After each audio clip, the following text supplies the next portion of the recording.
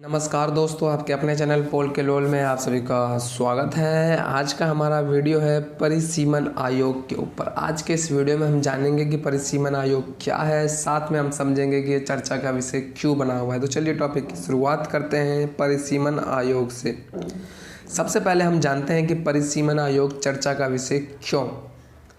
तो जानते हैं कि चर्चा का विषय क्यों है। तो हाल ही में एक गैर सरकारी संस्था प्रणब मुखर्जी फाउंडेशन ने अगले परिसीमन के लिए कुछ सुझाव दिए हैं। सब अब जानते हैं कि परिसीमन क्या होता है। तो परिसीमन का अर्थ होता है सीमा निर्धारण। परिसीमन का सामान्य शब्दों में अर्थ होता है सीमा निर्धारण करना।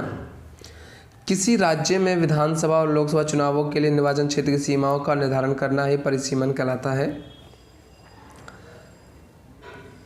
परिसीमन आयोग के बारे में कुछ हम समझ लेते हैं कि परिसीमन आयोग क्या है। तो परिसीमन आयोग को भारत के राष्ट्रपति द्वारा नियुक्त किया जाता है और यह भारतीय निर्वाचन आयोग के सहयोग से काम करता है। इसमें दो जनों का सहयोग होता है। सबसे पहले भारत के राष्ट्रपति, साथ में निर्वाचन आयोग के सहयोग से यह कार्य करता है। परिसीमन आयोग को सीमा आयोग के नाम से भी जाना जाता है। परिसीमन आयोग को सीमा आयोग के नाम से भी जाना जाता है। और प्रत्येक जनगणना के बाद भारत की संसद द्वारा संविधान अनुच्छेद 82 के तहत एक परिसीमन अधिनियम लागू किया जाता है।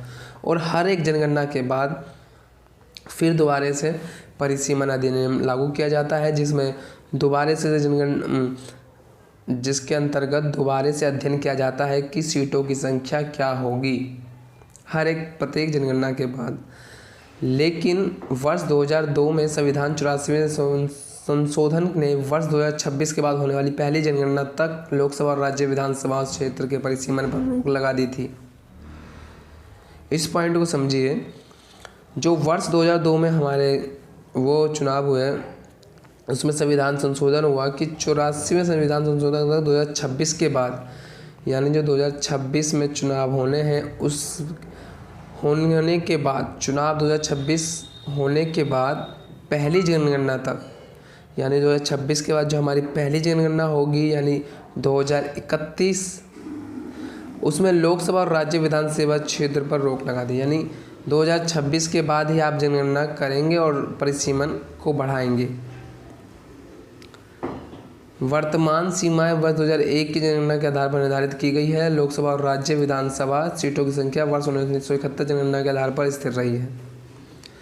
आप देख सकते हैं कि 1971 के आधार पर अभी भी सीमा का निर्धारण है, क्योंकि लोकसभा में जो हमारे पास सीटें हैं, लोकसभा की हमारे पास सीटें कितनी हैं, 545, और राज्यसभा की 250 सीटें हैं, जिसमें से 12 मनोनीत सदस्य होते हैं।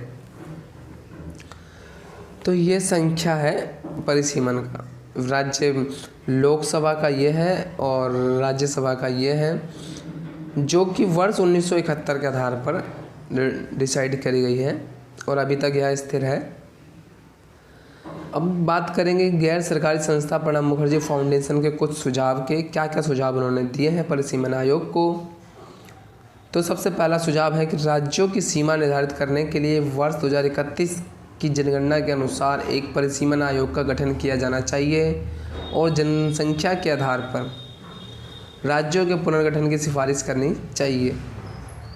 इनका ये कहना है कि राज्यों की सीमा निर्धारित करने के लिए वर्ष 2031 की जनगणना के अनुसार एक परिसीमन आयोग का गठन किया जाना चाहिए और जनसंख्या के आधार पर राज्यों का पुनर्गठन की सिफारिश करनी चाहिए, यानी सीटों को बढ़ानी चाहिए जनसंख्या के आधार पर।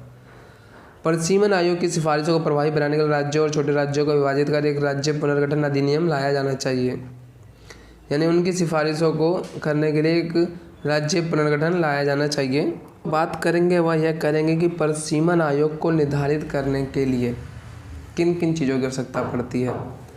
तो जो सबसे पहली आवश्यकता पड़ती है वह है क्षेत्रफल की। क्षेत्रफल के आधार पर परिसीमन को लागू किया जाता है। दूसरी जो पड़ती है वो जनसंख्या।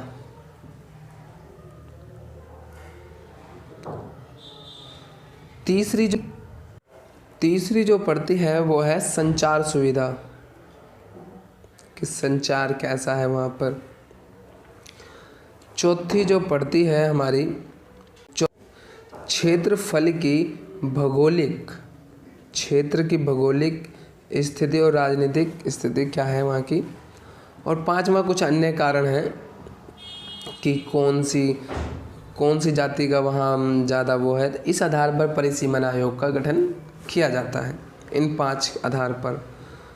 तो दोस्तों मैं आशा करता हूँ कि आपको परिसीमन आयोग समझ में आया होगा। ये इसमें कई चीज़ अभी भी बाकी है, जैसे परिसीमन आयोग के सदस्य, परिसीमन आयोग के कार्य, इन सब चीज़ों की चर्चा हम अगले वीडियो में करेंगे।